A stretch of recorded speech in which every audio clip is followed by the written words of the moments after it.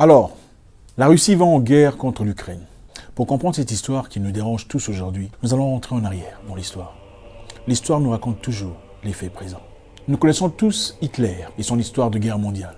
À cette époque, pendant que Hitler voulait conquérir le monde et que le monde était dans un trouble incroyable, l'Europe de l'Ouest, l'Occident et les Russes se sont mis ensemble pour résister à Hitler. Comme Hitler était un guerrier aguerri, il a fallu qu'ils se mettent ensemble en fusion pour essayer de pulvériser ou d'écraser l'armée allemande qui à l'époque faisait beaucoup de terreur. À la fin de la Deuxième Guerre mondiale, il y avait deux groupes évidents. Il y avait l'Occident, l'Europe, les États-Unis, l'Angleterre, la France, la Belgique et le reste.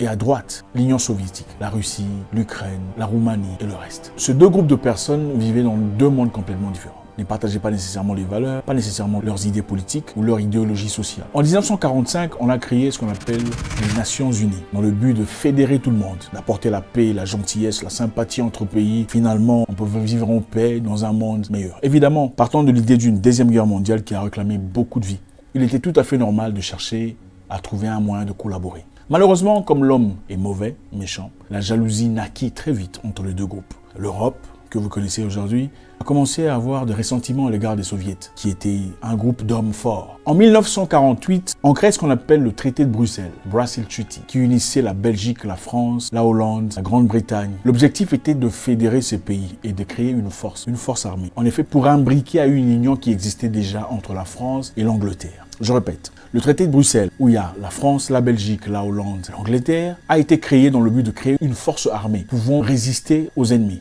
Et cette histoire a été imbriquée à une histoire militaire qui existait déjà entre la France et l'Angleterre, dans le but de résister à l'URSS, donc l'Union soviétique. Au même moment, les États-Unis et l'Angleterre et le Canada étaient déjà en train de travailler sur une histoire privée, c'est-à-dire une armée privée entre eux. Et comme ils partageaient leurs valeurs et leur unité mentale, ils ont décidé de fédérer leur histoire. C'est-à-dire le traité de Bruxelles, créé en 1948, et l'histoire entre les États-Unis, l'Angleterre et le Canada. Ils ont finalement créé un an plus tard ce qu'on appelle l'OTAN. L'OTAN, dans ce cas, comme vous connaissez, avait pour objectif de protéger les États participants sur le plan militaire. En fait, ils ont créé l'OTAN en dehors des Nations Unies. Ils ont d'abord créé les Nations Unies, prétextant que c'était pour unir les peuples. Et finalement, ils ont dit non, on va créer notre branche militaire à nous. Ils ont créé leur branche militaire où il y avait inclus seulement quelques pays. Pas tout le monde, pas tous qui font partie des Nations Unies. L'objectif subtil était de résister à l'Union soviétique. L'Union soviétique qui partageait les mêmes valeurs que quelques autres pays, ennemis aux États-Unis, tels que le Cuba, Venezuela et autres. Ils ont essayé de travailler en correspondance et ça, l'Occident n'a pas aimé. Maintenant, on va rentrer dans notre histoire de Russie et d'Ukraine. En 1962, pendant la guerre froide, les États-Unis et le Cuba ne s'entendaient pas. Évidemment, vous le savez jusqu'à aujourd'hui, ce sont des pays ennemis. La Russie a décidé de donner de l'aide au Cuba en envoyant des marchandises, des produits de vie et aussi des armes. La Russie a décidé de placer des armes, des missiles de longue portée. Et pour ceux qui ne savent pas, Cuba n'est pas très loin des États-Unis d'Amérique. C'est-à-dire à partir de Cuba, on pouvait facilement atteindre les États-Unis. Comprenez aussi que les États-Unis ont beaucoup de chaleur parce qu'ils savent qu'il est plus facile de faire la guerre chez vous que de faire la guerre chez eux. Parce que la distance, l'océan, ils sont un peu épargnés comme ça. La Russie, cette fois-là, s'est décidé d'envoyer des missiles à Cuba, des missiles de longue portée, capables d'atteindre Washington, Chicago et beaucoup d'autres villes américaines. Et cela a créé une alerte générale aux États-Unis. Le président Joseph Kennedy s'est levé disant qu'il va créer ce qu'on appelait une quarantaine des bateaux venant de Russie allant à Cuba. On a donc empêché les bateaux russes d'aller à Cuba pour pas que les missiles atteignent leur destination. Qu'est-ce qu'on comprend là? On comprend que les États-Unis voulaient effectivement protéger son pays en refusant à ce que son ennemi, même si ça se dit pas, place ses missiles juste à côté de la porte, n'est-ce pas? C'est clair. Qu'est-ce que le président Khrushchev dira, le président russe à l'époque? Il dira: si vous voulez qu'on enlève, si vous voulez qu'on arrête ces transactions, il faudrait dans ce cas que vous enleviez vos militaires de la Turquie et vos missiles de la Turquie. C'est-à-dire, cette histoire que nous voyons aujourd'hui est une histoire qui s'est déjà déroulée dans le passé.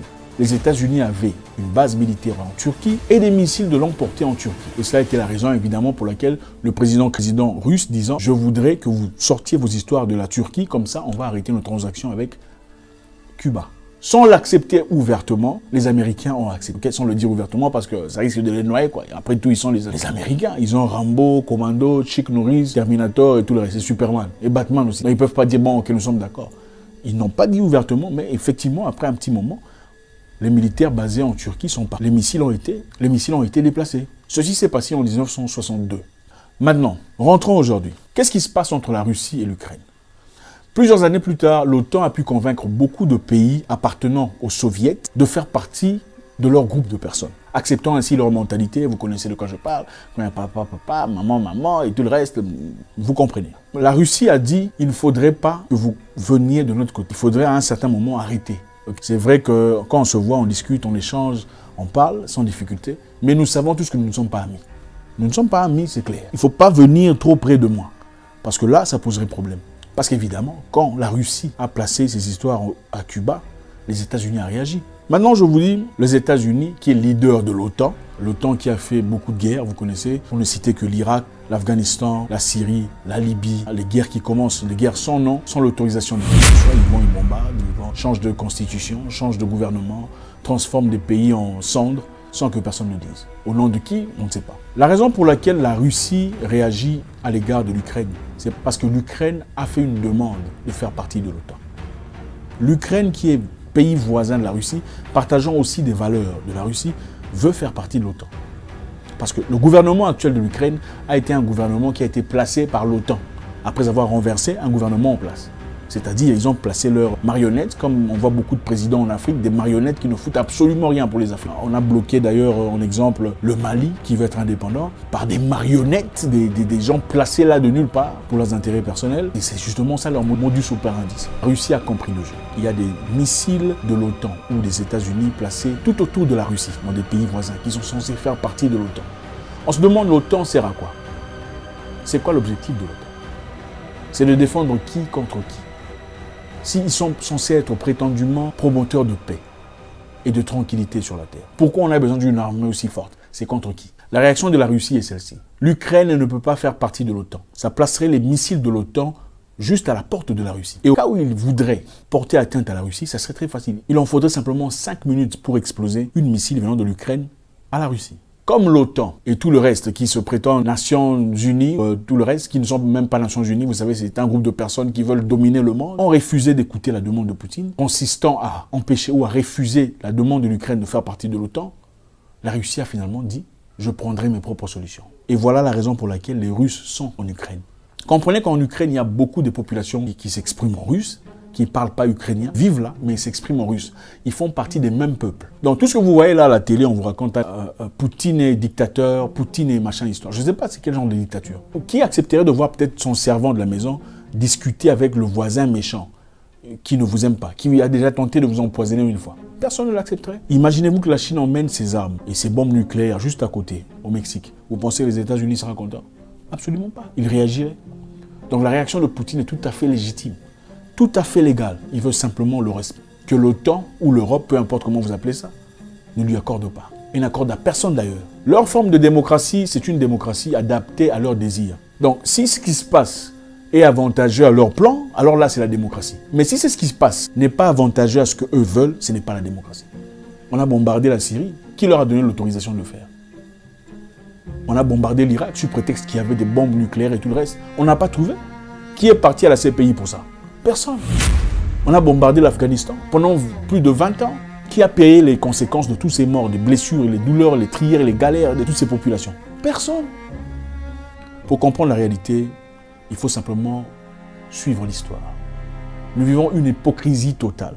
Et d'ailleurs, aujourd'hui, beaucoup de peuples, beaucoup de jeunes étudiants noirs sont bloqués en Ukraine, empêchés de traverser, d'aller ailleurs, fuyant la guerre et les bombardements. C'est ça la forme de démocratie dont on nous parle. S'il faut parler de démocratie, on doit être juste du début à la fin. Pas seulement une démocratie qui bénéficie à un certain groupe de personnes et pas au reste. La Russie demande simplement le respect. Je pense que tout le monde comprend. Il s'agissait d'abord de créer une Nations Unies qui unissait, qui fédérait tout le monde. Après cela, on a créé un petit groupe, des groupuscules. Nous, nous sommes de ce côté. On crée notre armée. Contre qui vous avez créé les Nations Unies?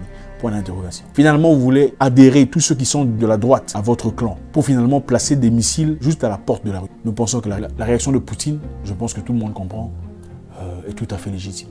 Je suis en rien fanatique de Vladimir Poutine, qui est un humain avec ses défauts.